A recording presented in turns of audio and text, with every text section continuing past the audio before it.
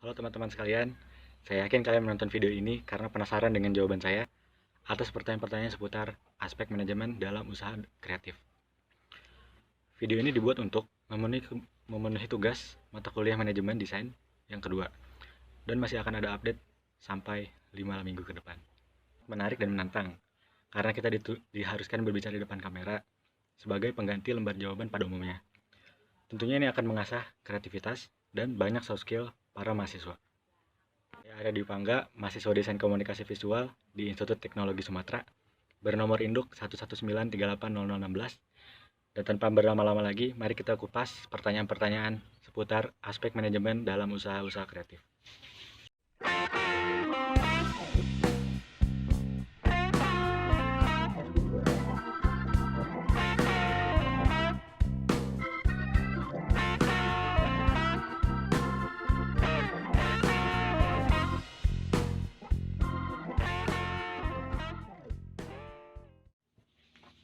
Ada dua poin besar yang akan saya jelaskan di video ini. Yang pertama itu ada usaha bidang kreatif dalam skala lokal atau di daerah Lampung. Yang kedua skala regional atau usaha kreatif yang ada di Pulau Sumatera. Yang ketiga skala nasional dan internasional. Terus poin yang kedua adalah aspek-aspek manajemen seperti perencanaan, perorganisasian, eksekusi dan motivasi, terus pengawasan dan evaluasi. Nah, usaha-usaha di bidang kreatif itu apa aja sih? Ada banyak. Kayak misalkan studio desain, studio animasi, studio AR VR, studio komik, studio ilustrasi, percetakan, freelance, dan masih banyak lagi. Terus ada lagi rental. Rental juga biasanya sekalian dengan seller kamera misalkan kayak gitu. Dari hasil googling ada beberapa usaha-usaha kreatif di daerah Lampung yang saya tahu. Kenapa googling? Karena saya pendatang baru di Lampung, jadi kurang tahu begitu banyak soal Lampung. Yang pertama ada Ventura Studios di Bandar Lampung, dia studio animasi. Lalu Friend Design di Bandar Lampung, studio desain. Lalu studio Surya Maksima Fotografi, dia di Tanjung Karang, studio fotografi. Terus untuk studio komik, ilustrasi, augmented reality dan virtual reality, saya belum tahu ada atau tidak di Google karena tidak ada. Selanjutnya ada agensi iklan, yaitu 2M Advertising di Bandar Lampung. Ada Production House, Sinta Sepro di Bandar Lampung.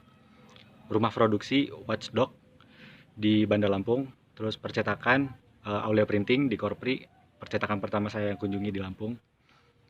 Lalu ada freelance, saya nemu di Google itu Septian Dikape, dia desainer UI UX di Bandar Lampung dia. Terus ada rental atau sewa kamera, itu sewa kameraku di W Halim.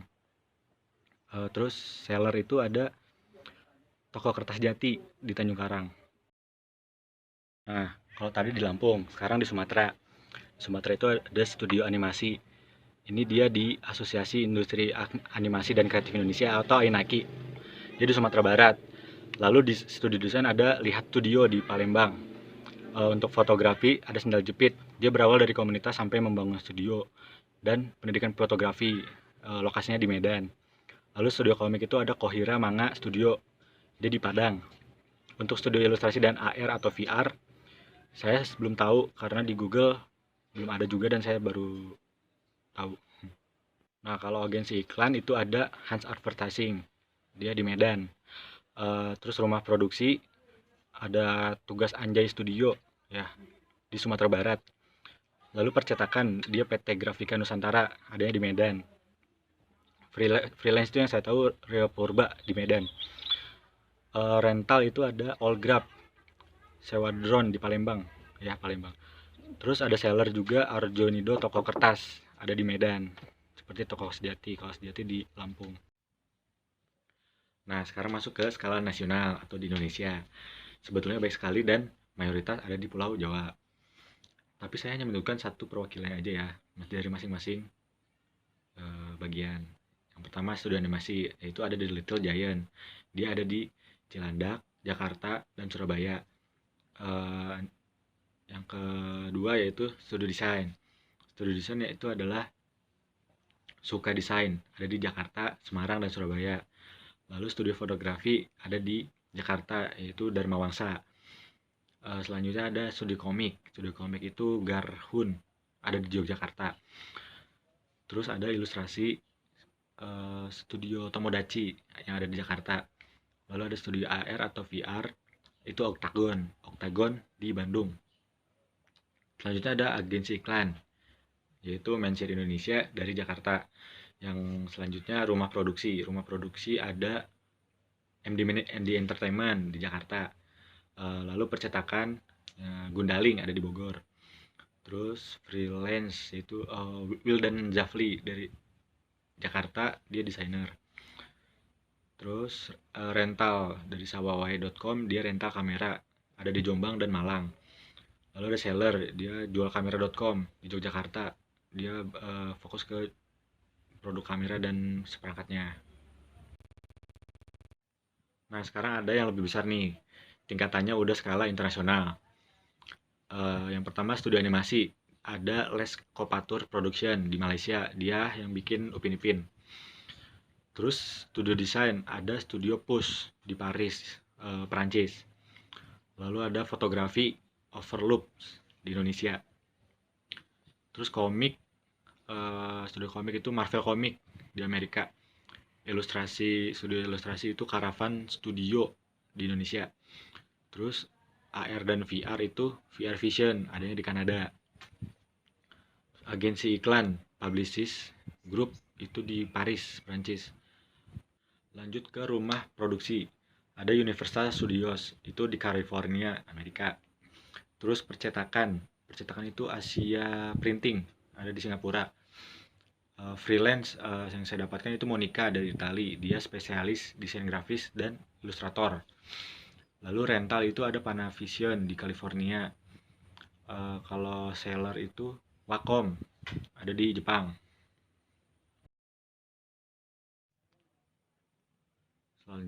Selanjutnya saya akan menjabarkan tentang aspek manajemen yang ada dalam usaha-usaha di bidang kreatif.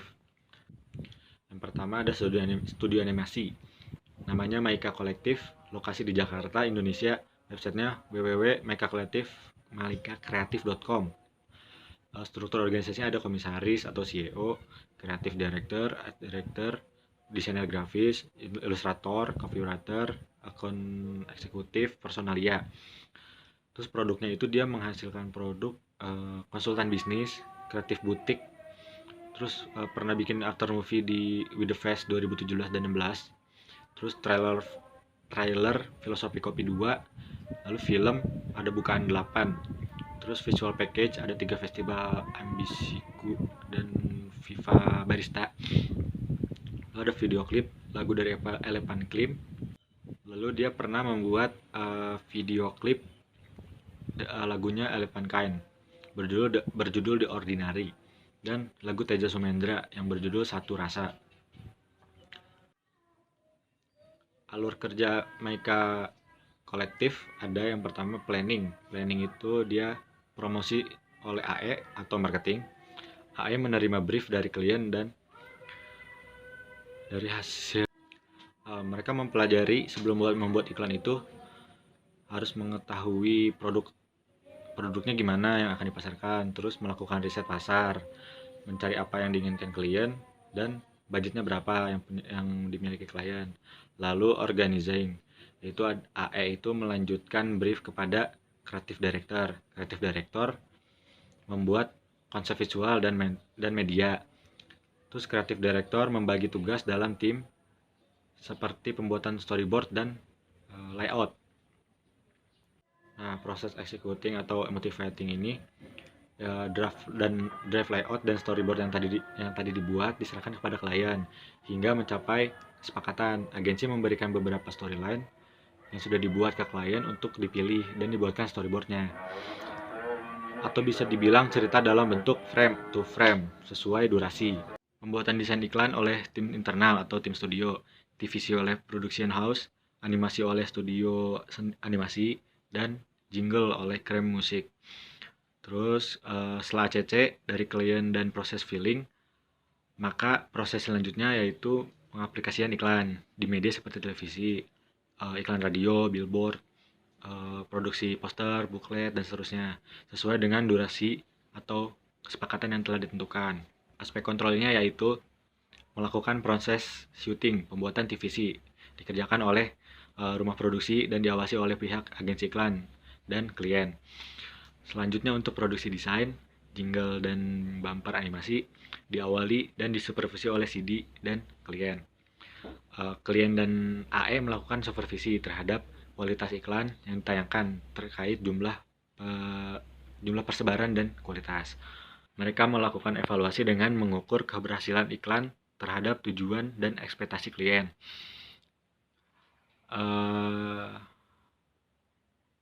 Evaluasi ini dilakukan dengan cara riset pasar, apakah produk ini berhasil atau tidak.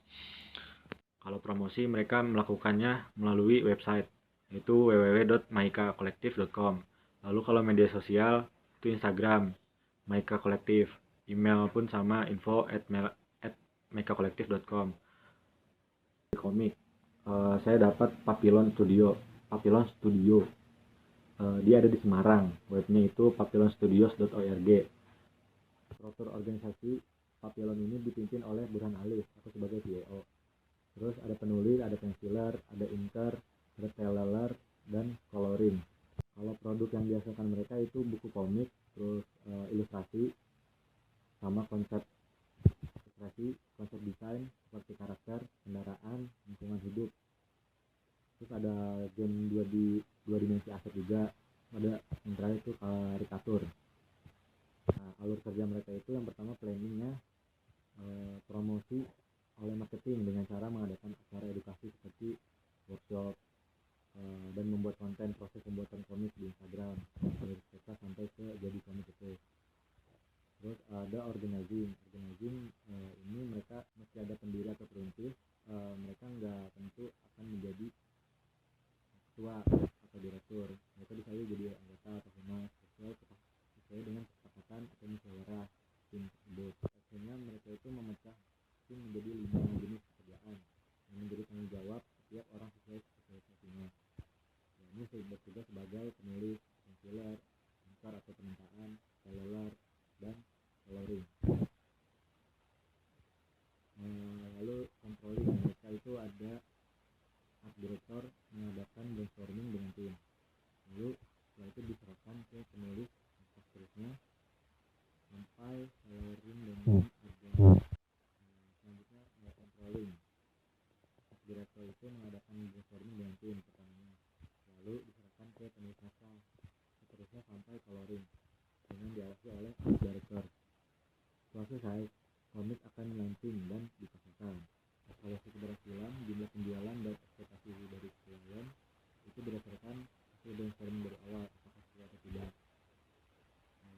Terus promosi yang dilakukan itu melalui website www.papillon.org. Itu Instagram mereka namanya Papillon Komik. Terus emailnya papillonstudio@gmail.com. Lalu mereka juga mengadakan workshop pembuatan buku komik. Selain untuk menutup potensi yang ada di Indonesia, ini juga merupakan strategi marketing video Papillon itu tersebut. Selanjutnya ada studio fotografi. Saya dapatkan namanya Alvin Fotografi. Lokasinya di Semarang, Jawa Tengah. Mereka itu struktur organisasinya ada yang pertama owner, terus manager, terus juga ada marketing, terus customer service, dan fotografer 1 sampai 2. Yang mereka berikan yaitu newborn atau foto bayi, ada prewedding, ada foto album pas wedding. Kerja mereka itu yang pertama planning. Customer service mereka itu menerima klien dan mengatur jadwal untuk sesi pemotretannya. Setelah sepakat dengan hari pemotretan, baru tuh dapat jadwal. Untuk eksekusinya, klien itu menentukan konsep dulu yang diinginkan apa. Terus pada hari pemotretannya, fotografer bekerjanya full tuh, memotret klien untuk menghasilkan yang diinginkan klien tuh sampai maksimal. Terus mereka juga melakukan controlling. Setelah pemotretan selesai, klien bebas memilih foto mana yang akan untuk Untuk aspek controlling sendiri, mereka setelah pemotretan selesai, klien bebas memilih foto mana yang nantinya akan dicetak. Selanjutnya editor yang akan mengedit. Terus foto yang sudah selesai diedit kemudian dikirim ke klien melalui email untuk tahap revisi. Apabila tidak ada revisi dari klien, berarti foto sudah siap dicetak. Lalu evaluasi. Mereka evaluasi setelah proses produksi selesai, customer service akan memberitahu klien bahwa foto sudah siap diambil. Nah, untuk promosinya sendiri, mereka melakukan berbagai macam seperti penggunaan sosial media berupa Instagram dan Facebook untuk promosi cetak menggunakan billboard, poster, X-banner, kartu nama, dan voucher diskon. Selanjutnya ada studio AR dan VR. Nama perusahaannya itu WIR Group. Lokasinya di Jakarta, websitenya www.wirglobal.com. Untuk struktur perusahaannya ada CEO dan co-founder. CTO dan co-founder, terus CFO, terus ada marketing atau AE. Terus untuk produknya itu augmented reality, digital store, dan branding. Alur kerja yang pertama yaitu planning. Planning mereka adalah membuat promosi melalui tim marketing dengan cara fokus pada pengembangan produk dan solusi baru. Terus juga membangun prototipe untuk dilakukan sebagai kekayaan intelektual baru. Lalu organizing. Perusahaan harus bisa bertransformasi, salah satunya performance management review tidak lagi dilakukan secara tahunan, tapi bulanan, bahkan mingguan. Setelah itu, struktur perusahaan juga tidak terlalu rigid, soalnya kaum milenial sangat benci hierarki. Selanjutnya, eksekusi dan motivasi. CTO memimpin tim IT untuk menyampaikan berbagai program augmented reality untuk klien global seperti Disney, Marvel, Cartoon Network, Samsung, Honda, dan banyak lainnya. Selanjutnya, controlling. Marketing atau AE mengembangkan dan menyediakan solusi komunikasi, pemasaran merek, dan teknologi kreatif yang terintegrasi untuk klien internasional. Sekarang WIR Group telah berkembang pesat dari sebuah startup menjadi pembangkit tenaga teknologi baru yang melayani banyak negara. Evaluasi, mereka fokus memberikan strategi merek yang lebih membumi berdasarkan data lapangan yang akurat, sehingga menjaga merek berada di jalur yang benar untuk mencapai tujuan jangka pendek dan jangka panjang. Nah, promosi yang mereka lakukan adalah melalui website, media sosial, email, event, workshop, dan juga ajang awards. Selanjutnya agensi iklan, namanya PT Nakuhodo, lokasinya di Jakarta, Indonesia. Websitenya itu nakuhodo.com. Struktur organisasinya yang pertama ada komisaris, terus CEO, terus creative director, ada lagi art director, terus desainer grafis, ilustrator, copywriter, akun eksekutif atau AE, terus ada personalia atau HRD. Nah, produk yang mereka hasilkan itu yang pertama TVC, iklan Honda One Heart, iklan Fresh Flag, lomba-lomba 2019, dan masih banyak lagi. Alur kerja yang pertama, planning. AM menerima brief dari klien melalui rapat. Pada tahap ini, agensi dan klien melakukan brainstorming, membahas hal-hal yang ingin dijual. Organizing, AM melanjutkan brief kepada CEO. CD membuat konsep visual media, CD membagi tugas dalam tim, storyboard atau layout.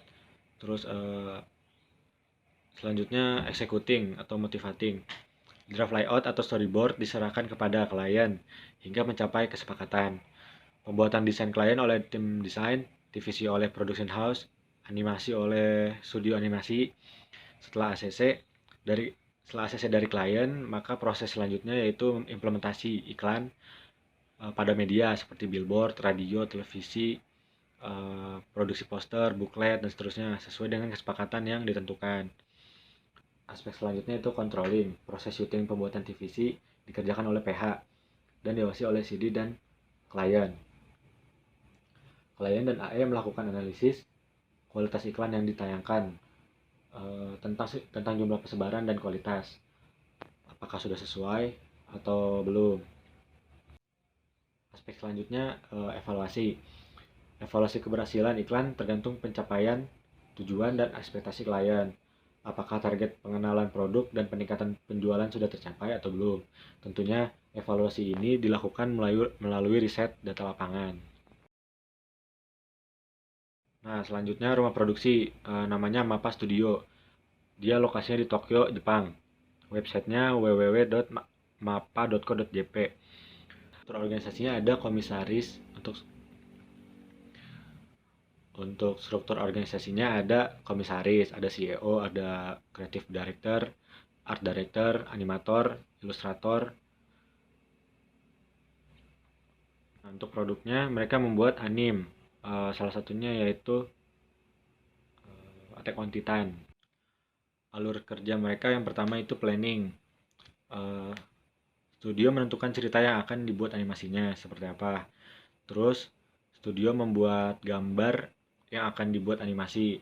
Biasanya gambar ini berasal dari cerita manga tertentu. Jadi remake gitu, jadi animasi. Terus selain itu memulai membuat animasinya diawali dengan menentukan layout sampai digitalisasi. Nah, setelah animasi selesai, studio melakukan editing dan hasilnya akan dinilai oleh tim sutradara. Nah, terakhir mereka melakukan promosi. Promosi dilakukan melalui website MAPPA dan melalui media sosial seperti Instagram, Twitter, dan sebagainya. Selanjutnya percetakan, namanya Pasadena di Bandar Lampung. Struktur organisasinya ada owner, administrasi, terus supervisor, editor, dan karyawan. Nah, untuk produk yang dihasilkan itu mereka mencetak rapot, surat, ijazah, surat suara, stiker, dan stationery, dan lain-lain. Alur kerja yang dilakukan mereka, pertama planning. Mereka menerima order customer melalui email atau on the spot atau bisa Bluetooth. Terus organizing mereka itu editor meneruskan data atau file ke bagian percetakan, sementara kasir mengatur pembayaran customer. Setelah melakukan pembayaran, orderan dikerjakan. Terus untuk controllingnya, supervisor mengawasi melalui komputer apakah hasil cetak sudah sesuai dengan orderan atau belum. Lalu evaluating.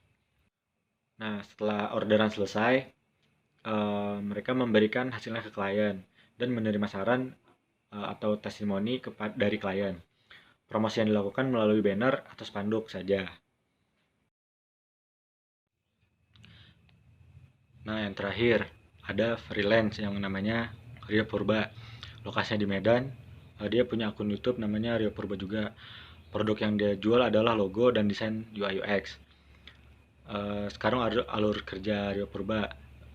Rio Purba bekerja di berbagai marketplace freelance seperti Creative Market, Behance, Dribbble, Adobe Stock, dan media lainnya. Itu planningnya. Untuk mengorganisirnya, Rio Purba submit desainnya dan menunggu ada yang membeli desain dia tersebut. Selain itu, ada beberapa marketplace yang menerapkan sistem portofolio untuk memperkenalkan gaya desain seseorang desainer. Lalu apabila tertarik, klien akan mengisi form seperti brief di marketplace itu untuk kemudian dikirimkan kepada desainernya. Setelah brief dikerjakan, Rio Purba akan menganalisis kebutuhan klien sesuai dengan budget dan desain yang diinginkan. Bisa dibilang tahap negosiasi. Apabila sudah deal, maka desain segera dibuat. Rio Purba melakukan controlling dengan cara memberikan revisi sekian kali kepada klien agar desain yang diminta sesuai dengan permintaannya. Untuk evaluasi, Rio Purba meminta testimoni kepada klien yang proyeknya sudah selesai. Nah, strategi Rio Purba supaya namanya dikenal banyak orang dan mendapat kepercayaan sebagai desainer dengan membuat konten YouTube dan membahas seputar dunia desain grafis.